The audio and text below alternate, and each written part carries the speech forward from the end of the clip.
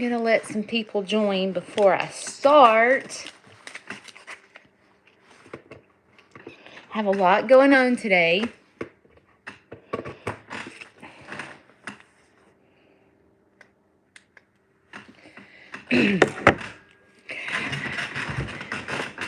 Did y'all go get your cup of coffee? Get your coffee. I filled out my application to go to Petals for the Past. I'll be at Petals for the Past in September. I think it's September the 9th. Yes, September the 9th. I will be at Petals all day for the meet and greet. Let me get my stuff out. It's Monday. Are y'all dragging? Are y'all dragging this morning? I feel like I am. You know, like Monday comes and you're just like, okay, let's get this party started. Let's get this week. Welcome from Georgia. Good morning, Dragonfly. We're going to get ready. I'm going to talk to you guys. And then we're going to go out there. South Africa? Are you serious? Welcome. Welcome. I'm going to get ready. And then we're going to go out there.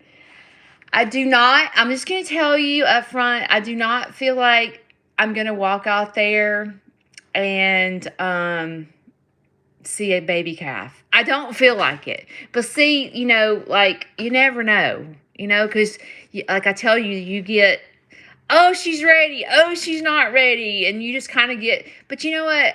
I don't know when she's ready. You don't know when she's ready. We'll know when we walk out there and there's a baby calf, right?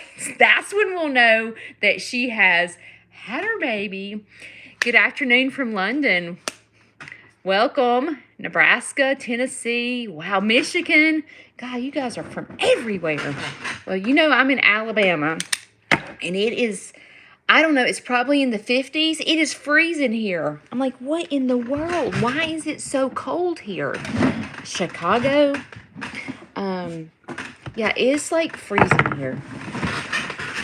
Okay, you know, I have to say this in the beginning because if you're just coming to my channel, you might not know. You probably think, why is this farm girl putting on her makeup?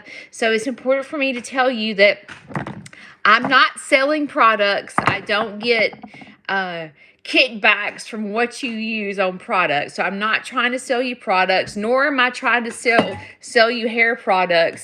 I'm just being Judy, okay? And what happens is, and I like to say this in the beginning, but what happens is I am a working farm. So I'm not a farm that can go out there in my pajamas because I have field trips pulling in the driveway, or I have people coming to tour, or I'm going to a school. So like I have a full-time job. I have to literally get up, eat breakfast, get ready, and then go. So welcome this morning as I get ready, and we'll just chit chat, and then if you guys want to join me, we'll go out there and see the animals and see if we have a baby calf, and so forth. Thank you for joining me this morning. Okay, so if you've watched my video about Ruger in pajamas, remember I went to buy him a pair of pajamas, you know. Well, today's the day that Ruger goes into the school to meet all the second graders. So I hope he's on his best behavior. Ruger is not, like, sometimes he does not want to walk on a leash. Like, he's just not feeling it. And I'm, like, kind of dragging him. And sometimes he makes me literally pick him up and carry him. That's how spoilt rotten he is. So, I'm hoping today that Ruger cooperates. We have a 2-hour trip. We're going to Ohatchee, which is, I don't know if you're from, well, a lot of you are not from Alabama, but it's near Anniston. So it is roughly hour and 45 minutes, I guess. So me and Ruger are going for a ride today. I tell him to go get his shoes on, right? So he gets to find out he gets to go get his shoes on this morning. He's going to be super excited because he loves He's like a dog. He's good in the car. I mean, I tell him sometimes he wants to come get in my seat, and I just tell him, I'm like, go get in your seat. Nope, go get in your seat. And he knows to go get, to go get in his seat. But for the most part, he's a really good car rider. And I do put a diaper on him in the car. I bought him, when I bought his pajamas, I bought him a dog reusable diaper for his TT. And then I have to use a regular diaper for his bottom. And he does pretty good in it. And he's the type of goat that just sits in the car like a dog looking out the window. Like he doesn't... I guess because I've had him in the car since he was just a little... Since he was just a little boy, I had him in the car. So he's accustomed to it. So he kind of knows what to do. You know what I'm saying? You know, I dread... He is a Nigerian dwarf. So he's not going to be a big goat. But, you know, like, I hope I always can take him in my Jeep. I don't know. I've never had a Nigerian dwarf, so I don't quite know how big he'll get. But I hope he can always go. And if he can't go in my Jeep, then maybe I could put him in the farm truck, and me and him can go for rides. And you know what I've been wanting to do? You know how Starbucks gives puppuccinos to dogs? Like you go through the line and order your coffee, and then you say, I need a puppuccino for the dog. Well, I don't know if it'll make him sick. Like, I'm not sure. But I'm going to take him to Starbucks to get a puppuccino. I am going to do that. I hope it doesn't make him sick, though. I mean, it's not a very big...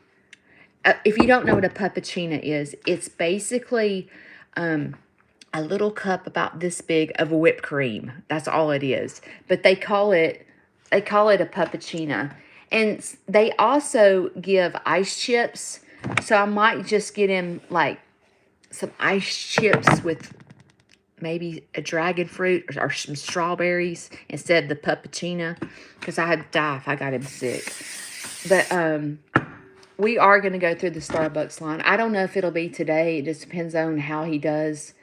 But most of the time when we go to schools, Ruger's been to the library a couple of times. He usually does really well. He's not... when I took him to the ballpark Saturday, because you know we went to the ballpark Saturday. I didn't tell you. There was a baseball tournament Saturday in my community. Remember I told y'all that I had to warm up the walkers for the 5K? If you don't know, I used to teach aerobics. I taught aerobics for roughly 28 years. I used to be the aerobic director at Gold's Gym. I was the person in charge of training and hiring, and I never had to fire anybody, but I was in charge of all that. So anyway, I warmed up the walkers at my local community because they were having a 5K for autism. So your dwarf is in your Jeep too? So Rico will be able to do that as an adult? Yay!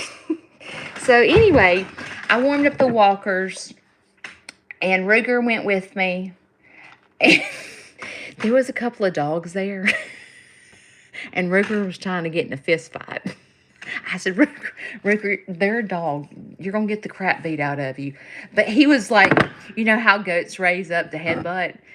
There was this pit bull, and I think it was a pit bull. It may have been a pit bull mix, something like that. Well, Ruger saw the pit bull, and he raised up on his back legs. And I was like, Ruger Sneed, you are going to get in trouble. So I had to pull him away because I sure didn't want a dog to get him. But it was really funny to see him act like a big boy. You know, he's going to get in a fight, you know. I'm like, Ruger, I think Ruger, let's see.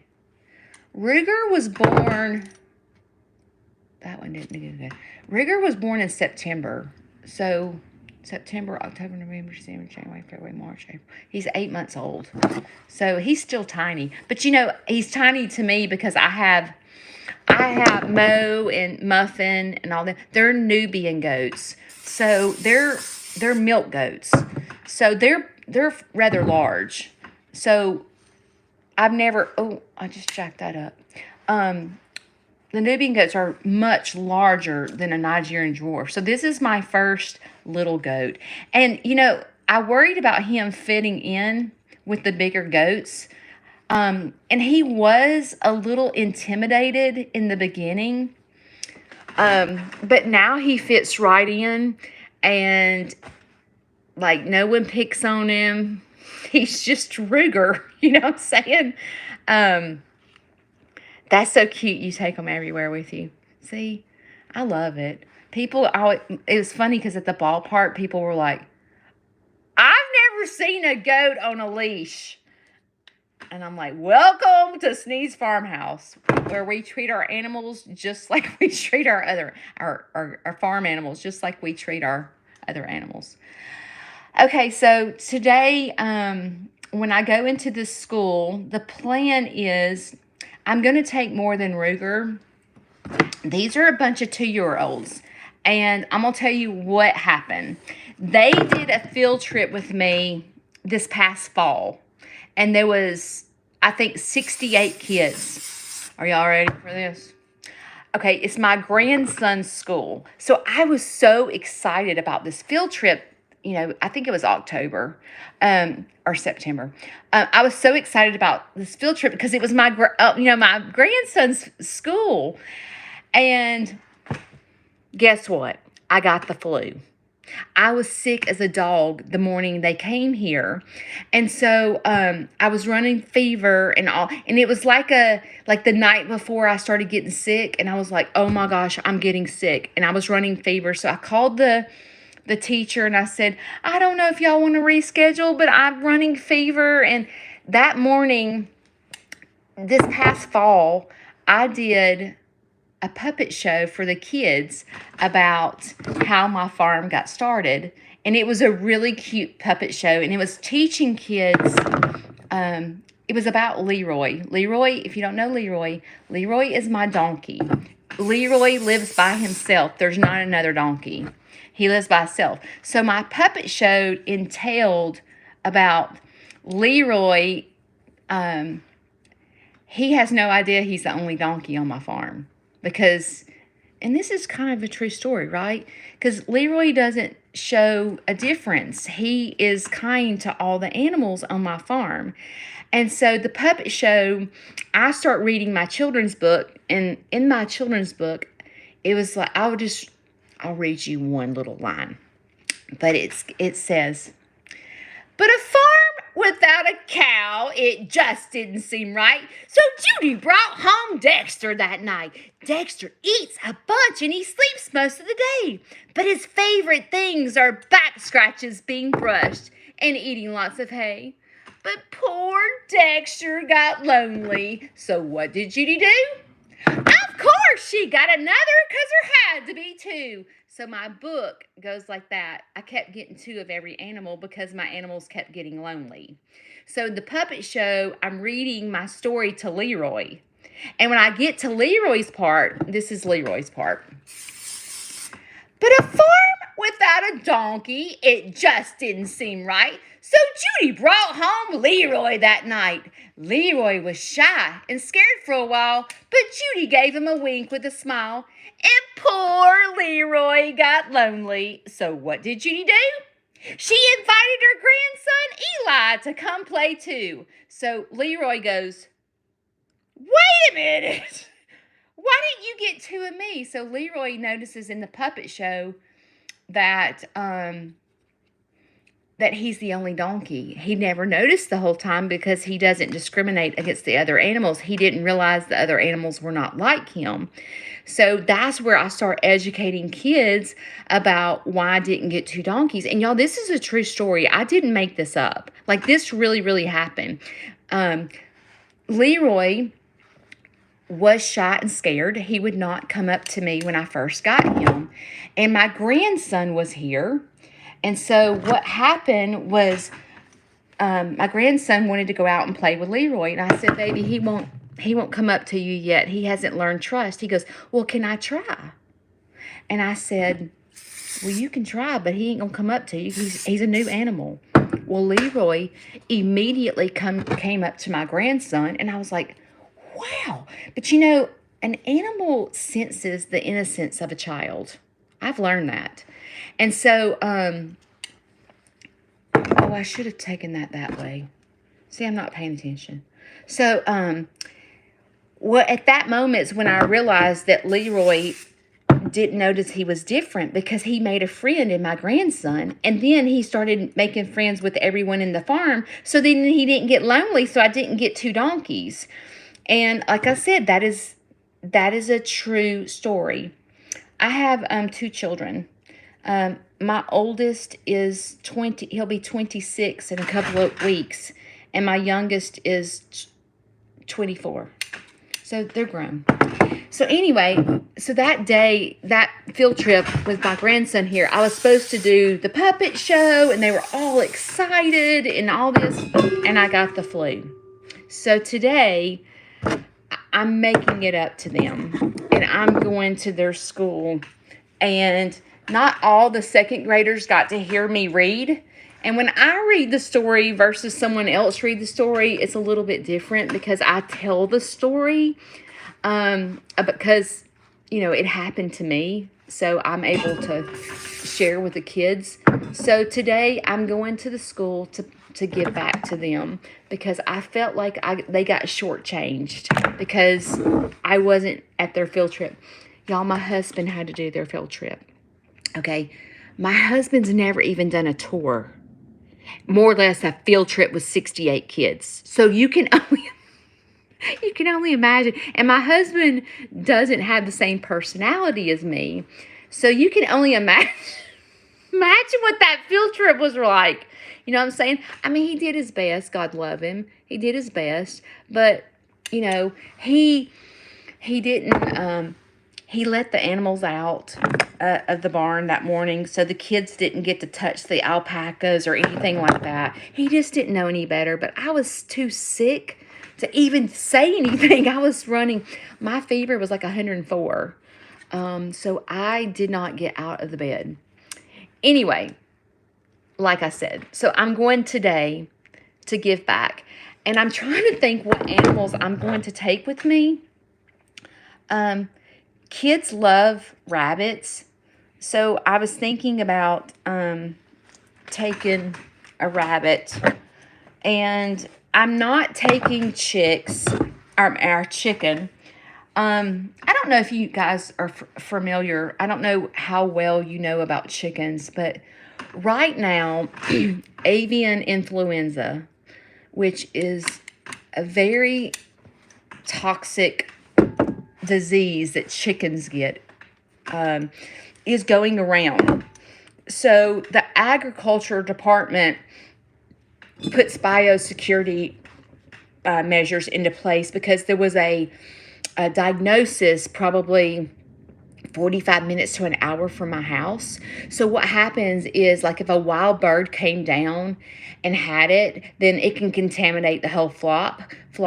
So just to let you know, what happens is if one chicken gets avian influenza, they kill your entire farm. Okay, that's how serious it is. So approximately, I'm going to say a month ago, they came to my farm to test. Okay, when they pull up in the driveway, okay, this is what they say to you. You know, if one of your animals has influenza, we have to kill your whole flock. And these are your babies, right? Like, you feel like you're scared to death. Like, you feel like sick in your stomach when they come to test. And how they test is they get every single one of your poultry, like your ducks, your turkeys, your peacocks, your chickens. They get them, every one of, like, you have to go catch them. So I have to leave them in the coop that morning, and then I have to go get them one by one, and they draw blood from every one of your chickens or your poultry to see if they have the flu. And if one tests positive, they kill every single. It is terrible. So, like, biosecurity is very, very important in a farm. Okay, because it could be deadly. And when you have a farm, you have a lot of money invested. I mean, I have, the last time I counted, I had 85 chickens. I have 12 to 14 ducks, 4 turkeys, 3 peacocks. Even like if you have an emu, that's a bird. So they would kill that as well if one of them tested positive. Even if one tests positive and every one of the other ones tests negative, they still kill all your animals. It is a very scary moment, okay? But what happens too, just to give you a little bit of education, is if they find that in your farm, okay, like I live in Coleman, Alabama. So if they found that in my farm, Coleman is known for poultry. Like, people raise chickens for like Tyson and Pilgrims and stuff like that. They shut down the entire Coleman area if one bird in Coleman tests positive. And they stay shut down for at least a month. Then they retest, and if it's clear, if it's like once basically they cull every single animal. But if they go back and test and it's not spreading, then they can open the poultry industries back up in your area. But if it starts spreading, all the entire poultry industries have to shut down until it stops. Because if they contaminate, chickens that you actually eat, that could be a disaster for, our area. So that's how serious it is. So I can't take a chicken into a school simply because of that risk. Because if I go take a chicken, let's just say to Ohatchee, and put it on the ground, and there's a wild bird that has the flu and it was in that area, and my chicken gets sick, and then I bring it back into my farm, my whole entire farm is contaminated. And I'm putting every single animal at risk when that happens. Listen, farming is not for sissies. It is not for sissies at all. It is a battle. And I find the hardest thing to raise out of every animal that I have is chickens. Because this is what happens. Like I said, you can't take them off your premises because they run risk of diseases. They also, I don't know if you know this, but you have to be, it's called MPIP. Basically, the agriculture department in your area, it is against the law to ship eggs or chicks across the state line. First of all, I don't ship chicks because that seems really cruel to me. Just personally, I would never ship a chick. But you can't ship fertile eggs across the state line unless you're a certified hatchery. So in order to be a certified hatchery, the agriculture department has to come out every 6 months and test all your birds, because they check for chickens can carry sexually transmitted diseases, and if your chickens test positive for that, then you're not a hatchery. So, like, it is a big deal. It is a big, big deal. And they come out and test. Okay, I saw someone, so I'm going to tell you this. So, I told you, I'm also I do a lot of rescues, okay? So what I was doing, let me turn this off. What I was doing, it started last year. I was looking for a need in my community to help. Like, I was wanting to give back to my community. And so I saw a need. We have a local lake that has ducks on it, okay? And what happens is when the ducks would get injured, the people at the lake had no clue what to do. So I saw an immediate need where Sneed's Farmhouse could go in and help these injured ducks. So I started doing that last year, okay? And I rescued approximately 12 in the time that I rescued. And what I would do is they would call me and say, Judy, there's a duck out here that can't walk. Will you come out here? I would drop everything I'm doing. I would go to the lake. I would get the duck. I would take it to the vet. I have a vet that would look at these ducks. I would take it to the vet, and then I went and I had made a separate coop because I can't bring them into my farm because they could have diseases. So I had a separate coop and a separate run that I would take these injured ducks, and I would separate them, for at least 10 to 12 days, sometimes 14, to make sure they didn't have any diseases. And they would rehabilitate in my area that I had built for them, because a lot of them were having foot injuries. So this is what happens. Okay, let's just say Easter rolls around, okay? And these parents think it's so cute to go get their kid a duck for Easter. They think it's cute because, there's nothing cuter than a cute little duckling, right? And they have no idea what they're getting themselves into. So what they do is they get it, and then they realize that ducks are they're disgusting, okay? Baby ducklings they have the stinkiest poop. I mean, it is a constant cleanup. They're very, very messy. So then, once the parents realize, oh, this is not what I thought it was, this is not cute anymore, it's growing up, they go get the duckling and they go throw it at a local lake, okay? It's the saddest situation that I've ever seen, because what happens is when you throw a domesticated duck means that the duck is used to you feeding it, you taking care of it, okay?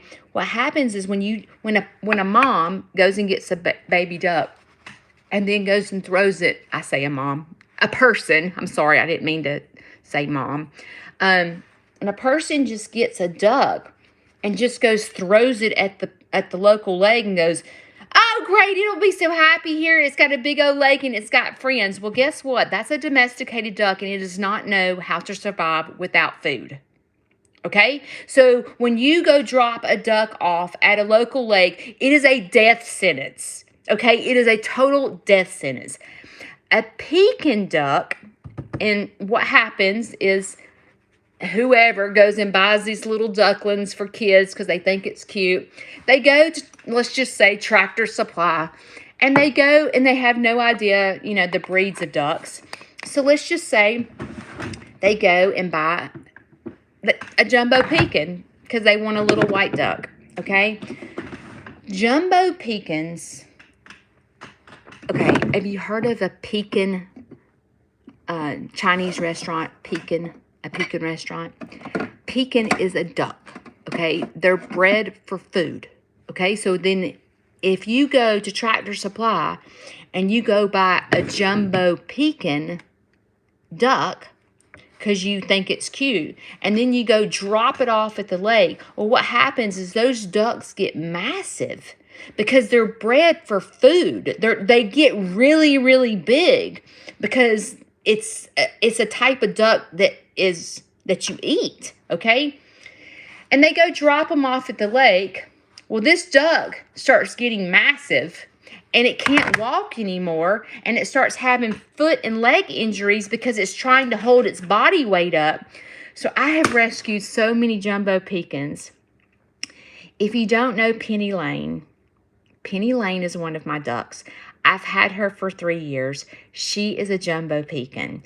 She is the cutest thing, but she has a little bit of injury. She really walks funny, okay? But she is accepted in my farm. No one picks on her. You know, animals are mean. If there's someone that shows signs of weakness, they will beat it up.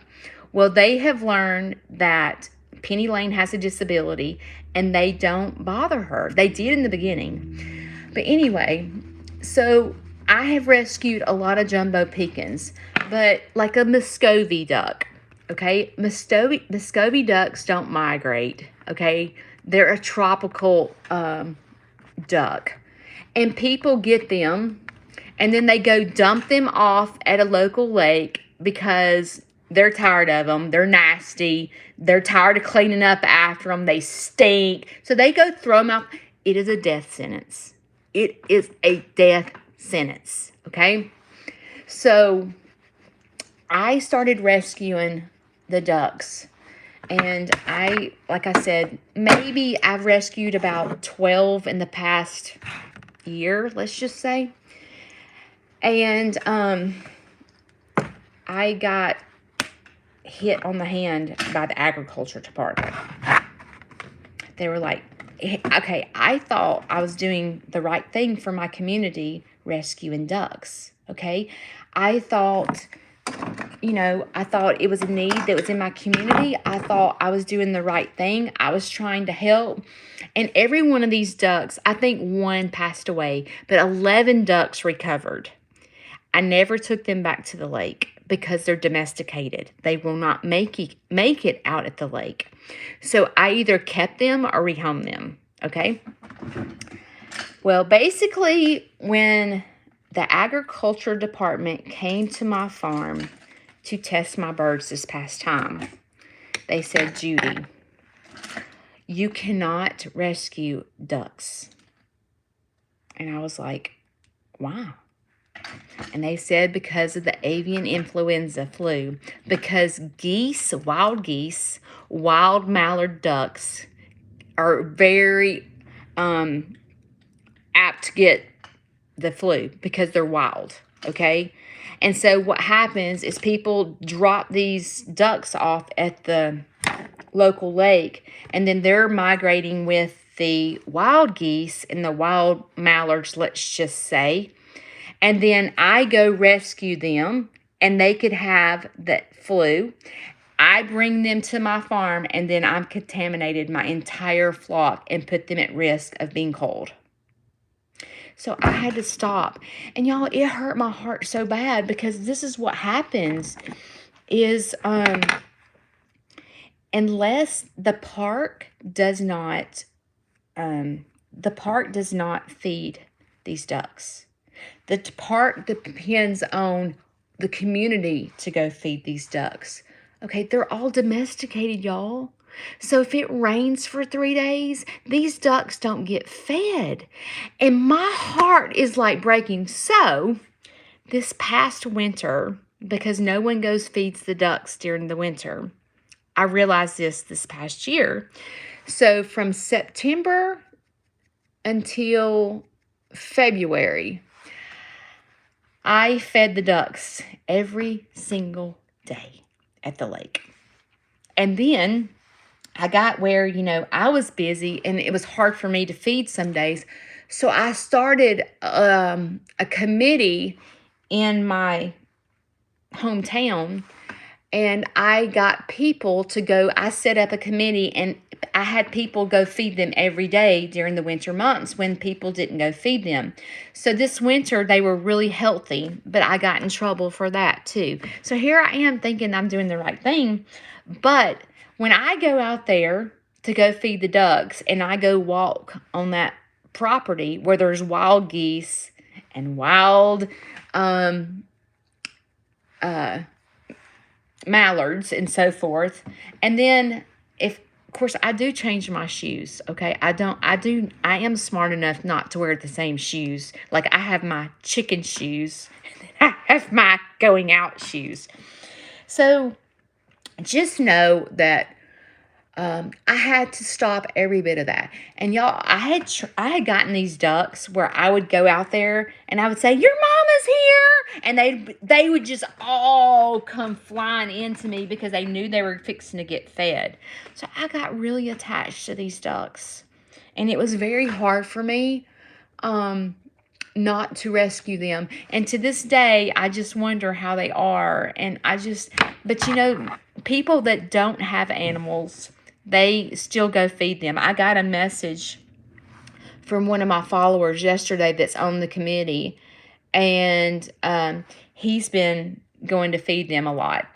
So I know that me starting that committee, you know, because people that don't have chickens, you know, they don't run a risk of putting their flock at risk with flu.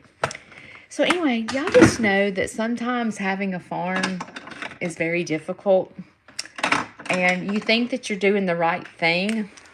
I got this new eyeshadow that I really like. You think you're doing the right thing by rescuing, and not all the time. You can't really rescue poultry. It is a death sentence for your flock. I mean, you could rescue a pig, but you still have to separate them. You know, if you get an animal that's a rescue, you don't know if it has diseases, and then you bring it into your farm and put your babies at risk. Like, you don't want to do that. So rescuing can be, hang on, you know, I got to put my lipstick on. Rescuing can be heartbreaking, and it can be, I don't know what I did with my mascara. Oh, Lord. It can be heartbreaking, and it can be challenging because you don't want to put your babies at risk of getting sick, right? Because that could, oh, there's my mascara. You know, you don't want to do that. So, like, I can't always rescue. I wonder, you know, I have not talked to other rescues like Lester and them. I've never had a conversation with them. I would like to know how they do it.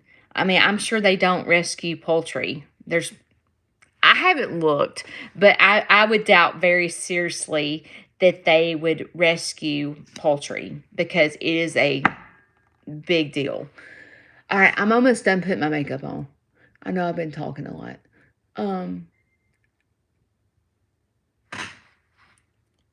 I have to be at the school at 1:30, but it's a 2-hour drive, so I'm going to have to leave here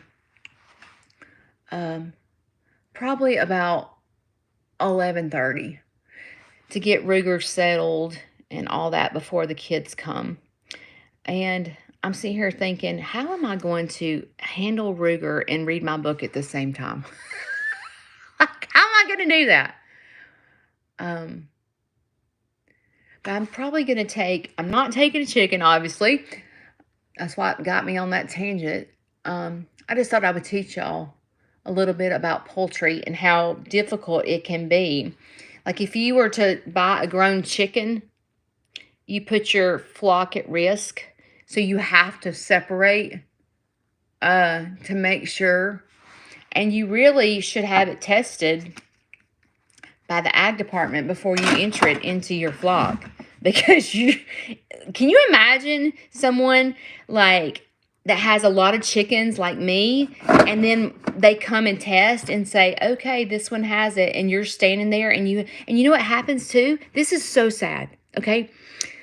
If you test positive and they have to cull your entire flock, your turkeys, your peacocks, your chickens, your ducks, they have to sit there and cull every one of them, and they don't dispose of them. So they cull them and leave them in their go pick them up and dispose of them. Can you imagine? These are all your babies, and they just culled every single one of your babies, and now you have to pick the dead babies up and dispose of them? You see how serious this is? It's serious. And then what happens is you get in the news, avian influenza has just been found in Coleman, Alabama. The community is shut down for a month because you exposed your animals.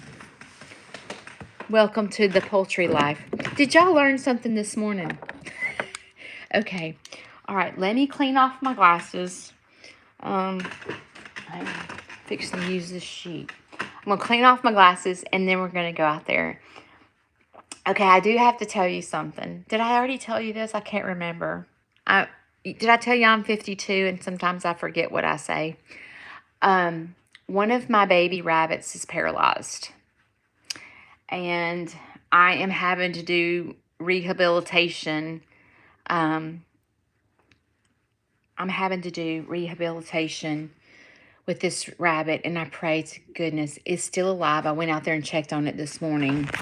Okay, it's cold, so I'm going to have to stick on a jacket real quick.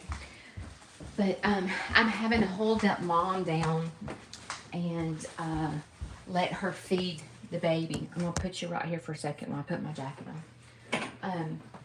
I'm letting her nurse off her mom because I don't think she can like fight the other rabbits to get to the nipple. So I'm having to let her nurse twice a day. So I've got to do that before I leave. Hey, kitty. Okay, let me get my shoes on and then we're going to walk out there. Okay, would you not just absolutely pass out on the floor if there was a cat just out on the pasture? Oh my gosh, I would love it. Okay, let's walk out here. I'm not going to turn this around until, oh, let me show you something real quick. If she is pregnant, I did breed her.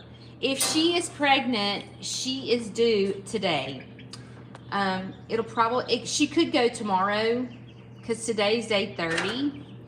Is she not precious? She looks like a little, her name is Delta Dawn. Hey, Delta Dawn, this is your mommy's baby. So I got her a little nesting box in here. This is Marilyn Monroe. Okay, I was just going to show you that she's due. If she took, this is the first time she's ever been pregnant. We'll see if it took. This is another thing I can tell you. Have y'all ever seen rabbits breed? Okay. Are y'all ready for this? It's called the fall. Okay? So what happens is the rabbits breed, and when the male, he passes out. He literally, like he's on her, they breed, and then he passes out and falls off. And you want him to fall at least a couple of times to make sure it took. But yet, if you've not seen it, the first time I saw it, I thought he died. It's like, oh my God, this rabbit just died. He literally, I'm not kidding, he literally is on top of her, breeding, and then he just passes out and falls down. It is crazy. And I'll teach you something else about rabbits. Okay, rabbits have 2 uteruses and can be pregnant. They can have 2 pregnancies at the same time.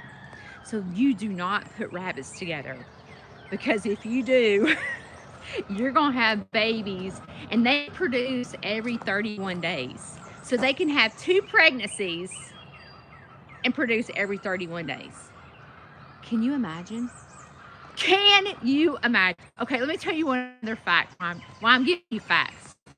You're learning this morning. You ready? Was pregnant. The gestation for an alpaca is 12 months. Okay? 12 months had passed, and I was like, she's not having her baby. So I got the vet out here. I was like, what is the deal? Is she okay? Like, what? Do you know that an alpaca can freeze her pregnancy? Okay, what does that mean? Okay, ready for this? I was trying to see if I have a baby calf as I'm talking. If she gets under stress or like weather changes, she can freeze her pregnancy. So can you imagine, girls? Can you imagine for just a minute? Like, let's just say you're due at Christmas and you're like, I don't think I'll have the baby till January. I'll just freeze his pregnancy and I'll just have it in January. Or I'm going on vacation. I need to freeze my pregnancy and I'll have this baby when I get back from vacation. Can you imagine? But yes, an alpaca can freeze their pregnancy. Is that not nuts? Oh, okay, let's see if we have a baby calf. I don't hear anything.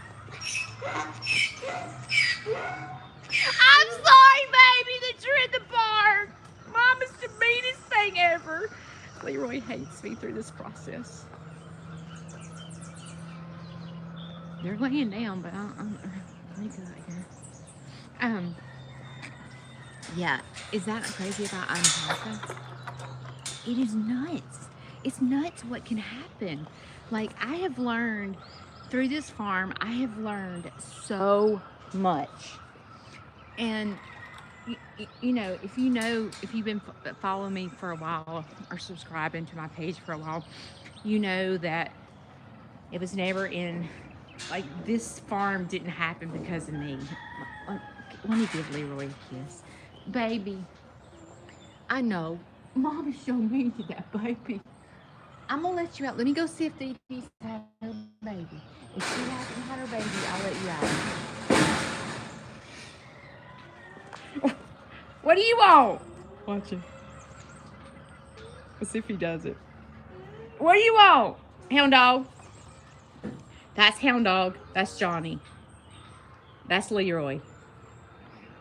He usually, you heard him banging. He gets his foot and he's like, get me out. Look, watch. Give me just a second. I'm going to go see if the baby's born. I don't see it out here, but we're going to go look. Good morning, sweet babies. Good morning. Good morning. I'll let you out in just a minute, George Lee. Let me walk over here. I don't see anything. She looks pregnant to me. Okay, let's see.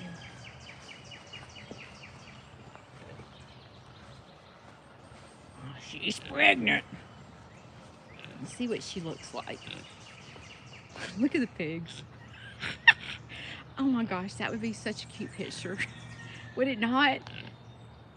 3 little piggies went to the market. The first little piggy said, what is it? I don't even remember. The first little piggy said, I forgot what the piggies say. My kids are grown. Hey, She. Good morning, Piggy. Good morning, Piggy. She. That's boyfriend. And that's Freddie. Okay, obviously she is still pregnant. Let's see what she looks like. She's real swelled up still. Let's look at her milk. Hang on, baby girl. Oh, goodness. Let's see. Let me look. God. Look. You see liquid? Let's look and see what the milk looks like.